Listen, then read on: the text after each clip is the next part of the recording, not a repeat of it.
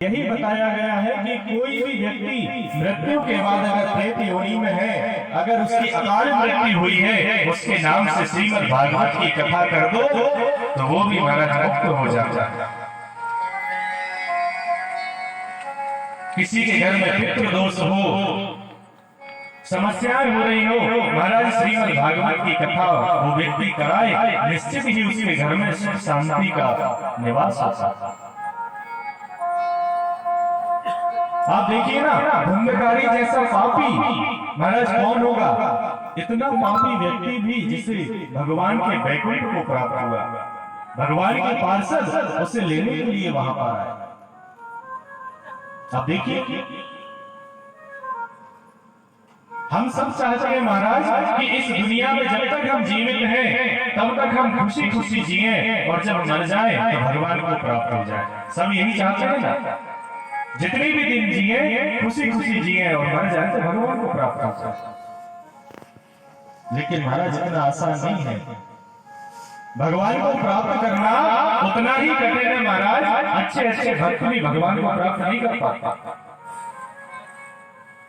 आप और हम सब सोचते हैं सब आनंद से रहे, खुशी से रहे, कोई भी जीवन में दुख ना आए। लेकिन याद रखिएगा, जब तक हरि का भजन और भगवान की भक्ति नहीं करोगे तब तक भगवान का वैकुंठ तुम्हें प्राप्त होने वाला नहीं है। भगवान का वैकुंठ चाहिए तो महाराज भाव से भगवान की कथा को अपने जीवन में उतारो।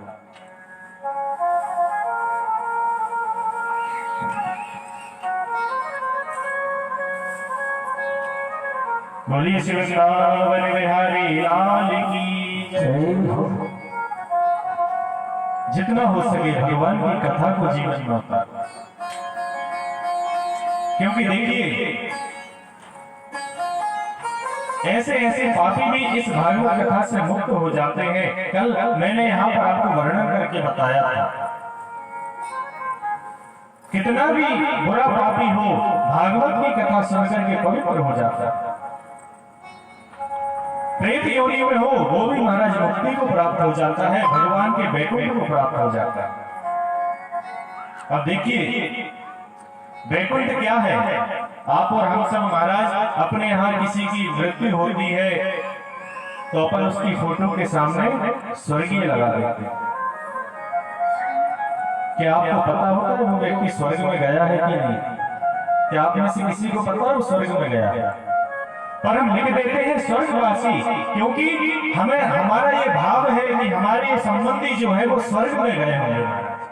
लेकिन याद रखिएगा, अगर आप उसे स्वर्ग भेजना चाहते हैं और उससे भी ऊपर अगर वैकुंठ भेजना चाहते हैं, देखिए स्वर्ग में तो कुछ सुख नहीं है महाराज। जो सुख हम यहाँ पर भोगते हैं ना, धन वैभव गाड़ी घोड़ा बंगला मकान, ये जितने भी सुख है ऐसे ही सुख महाराज स्वर्ग में हमें प्राप्त होते हैं।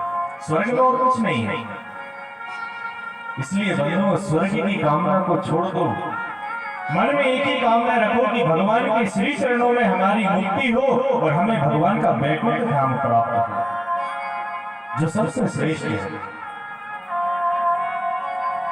भगवान के वैकुंठ धाम जाने के लिए अगर आपको कुछ करना है तो वो यही है महाराज, भगवान की भक्ति और श्रीमद् भागवत की कथा को कराना और कथा को सुनना, यही वैकुंठ जाने का रास्ता है।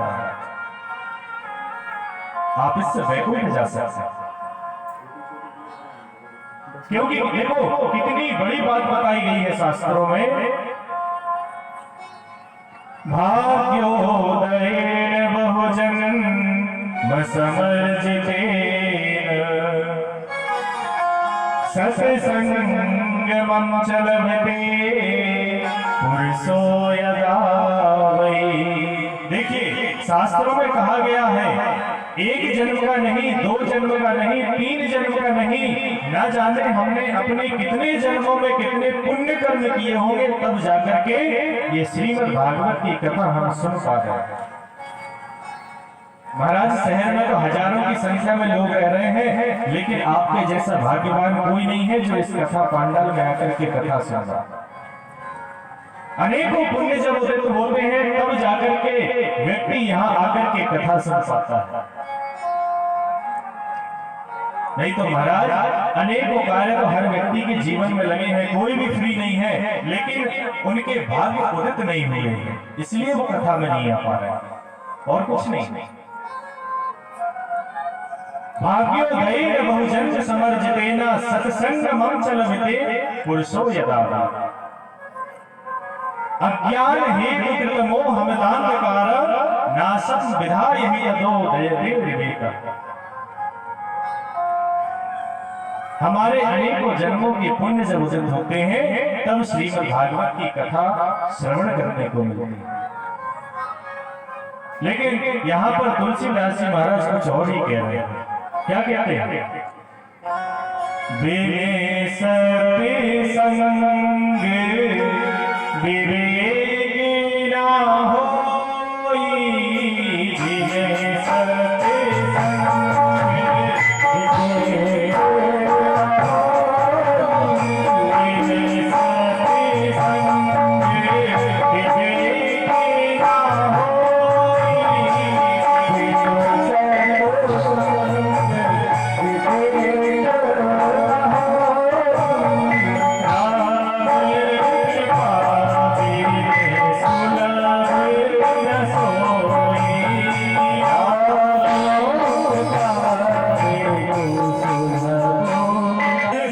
संग विवेक न होई और राम कृपा में सुलभ न सोई। तुलसीदास जी कहते हैं कि भगवान की कथा हमें कब प्राप्त होती है? जब राजा राम की भगवान कृष्ण की कृपा प्राप्त होती है, तब जाकर के कथा सुनने मिलती है। और हमारे गुरुजन क्या कहते हैं? माता पिता और गुरु का जब पूर्ण आशीर्वाद हमें प्राप्त होता है, तब जाकर के हमें कथा सुनने को मिलती है। तो बंधुओं, हम कितने भाग्यशाली हैं, हमारे भाग्य भी उदित हुए हैं, राजा राम की कृपा भी हम पर हुई है, और तीसरा माता पिता और गुरु का पूर्ण आशीर्वाद हमें प्राप्त हुआ है, तब जाकर के आज हम यहाँ पर कथा सुन पा रहे हैं बैठकर। अपने तो ठीक है महाराज, ये साउंड वाले भैया, संगीत वाले भैया बराबर कथा तो कोई भी नहीं सुनता। निरंतर जिनका जीवन कथाओं में है महाराज, जगह जगह कथाओं में जाते हैं, कथा को श्रवण करते हैं, तो ये सब क्या है? ये हमारे कर्म फल है जो हम यहाँ पर आकर के कथा को सुन पाते हैं। नहीं तो महाराज आज बहुत से लोग हैं जो अपने अपने गृह कार्यों में लगे हैं, लेकिन कथा को नहीं सुन पाते, क्योंकि ये जो श्रीमद् भागवत की कथा है ना, आप लोग इसे कोई पोथी नहीं समझना कि ये कोई शास्त्र रखा है या कोई पोथी रखी है। ये महाराज ये केवल और केवल भगवान कृष्ण का ही स्वरूप है, साक्षात कृष्ण का स्वरूप है महाराज।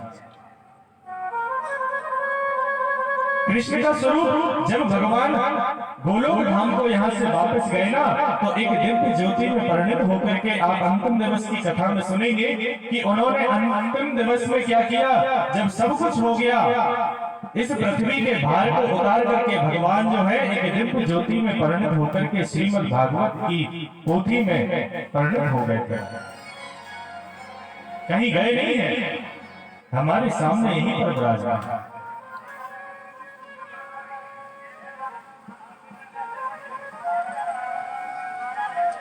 मैं एक इतिहास सुनाता हूं।